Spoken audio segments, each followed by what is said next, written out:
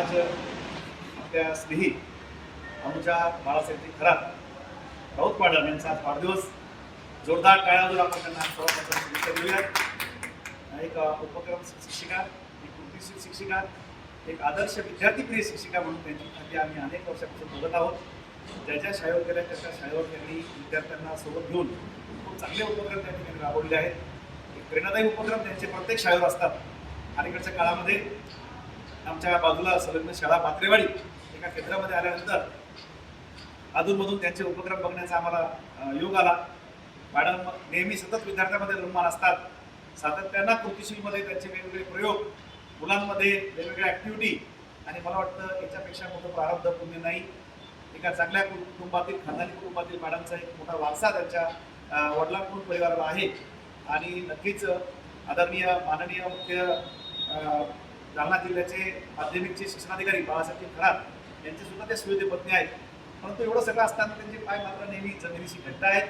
माणुसकीची नातं जपणं, एक कुटुंबाला चांगलं वळण, सुसंस्कार, कुटुंबामध्ये गेलेल्या आलेल्यांचा चांगला म्हणजे अगत्य स्वागत ते त्यांच्याकडे नेहमी होतं. आणि हेच खरं आपलं जीवन असतं की आपल्या पाय नेहमी जमिनीशी घट्ट ठेवून माणुसकीचं नातं, माणसावर माणसासारखं प्रेम माणसाला करता आलं पाहिजे. आपुलकीची माणसं आपल्याला जपता आली पाहिजे. आणि हे सगळं करत असताना आजही त्यांच्या सकाळपासूनच विद्यार्थ्यांनी सुद्धा मात्रेवाडी या शाळेमध्ये त्यांना सूर्यफुलाचं फूल, छोटे छोटे फुलं, कोणी वेणी, कोणी बांगड्या, आणखी आमचे गाडी, काय मुलांच्या साडी, आमच्या स्टॉपच्या वतीनं त्यांना साडी भेट देणार आहोत आम्ही. नक्कीच खरं म्हणजे हा मॅडम तुम्ही जमवलेलं, तुम्ही मिळवलेलं हे प्रेम, तुम्ही दिलेलं लोकांना स्नेह, हा या निमित्ताने परत येत असतो. परमिता निर्माता निसर्ग आपण ज्याला मानतो तो सुद्धा खुश असेल की अनुजा मॅडमला मी ज्या कामासाठी पाठवलं ते शिक्षण सारखं पवित्र शब्द तुम्ही प्रामाणिकपणे, प्रभावीपणे निभवत आहात, नेटाने पुढे देत आहात. याचा आम्हाला सर्व सहकारी मित्र बांधवांना खूप अभिमान आहे. जोरदार टाळ्या वाजवून त्यांच्या कार्याचा आपण वाढदिवसानिमित्त गौरव करूया. आम्हाला तुमचा सार्थ अभिमान आहेच, परंतु तुमचं हसणं असेल, बोलणं असेल, आपुलकीनं सगळ्यांशी स्नेह संबंधाने जे तुमच्या ज्या काही गोष्टी असतील त्या सातत्यानं आम्हाला सर्वांना एक आनंद देणाऱ्या आहेत. मन करारे प्रसन्न सर्व सिद्धीची कारण, ज्यांचे अंतर्मन निर्मळ असतात, त्यांचे चेहरे प्रसन्न असतात. आई वडिलांकडून निसर्गाकडून तुम्हाला एक चांगलं प्रारंभ, चांगले एक व्यक्तिमत्व तुम्हाला लाभलेलं आहे. आणि त्या व्यक्तिमत्वामध्ये तुम्ही कष्टाने, मेहनतीने, जिद्दीने, त्यागाने आता अलीकडच्या काळामध्ये जोरदार टाळ्यातून आपण अभिनंदन करूया की त्याला तुम्ही मोहर मिळेल म्हणजे टीएटी परीक्षा सुद्धा पास केली. त्याचं सुद्धा आम्ही मला वाटतं अभिनंदन हा योग आहे.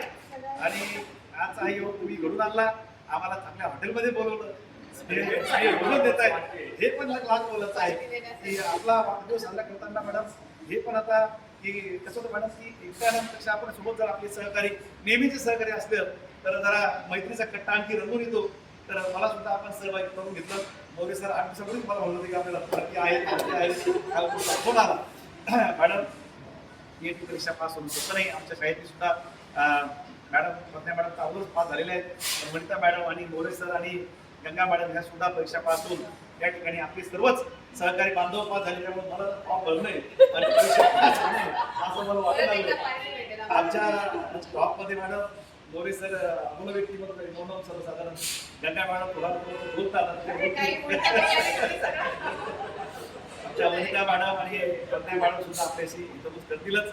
आज परमपिता पुनश्च निसर्गाला प्रार्थना आहे की आमच्या अनुजा मॅडमला उत्तम आरोग्य, दीर्घायुष्य लाभो, तुमच्या मनातील इच्छा पूर्ण हो. आज सगळ्यांशी बोलताना मॅडम तो एक प्रसंग आठवतो की आज काही मॅडमचा प्रसंग असा आहे की थोडा सुखद प्रसंग आणि दुःखद प्रसंग मोरे सर. आज वडिलांचे सुद्धा त्यांचा आजच दिवशी निवडून झाला आहे.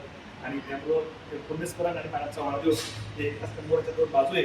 पण मॅडम सुख जवळ एवढं, दुःख प्रभाता एवढं आयुष्यामध्ये येतं, पण ते दुःख घेऊन घ्यायचं असतं. बाबा सुद्धा आपल्याला आज निसर्गातून पाहत असतील, त्यांचे आशीर्वाद तुम्हाला भक्कम तुमच्या सुखीला आहे.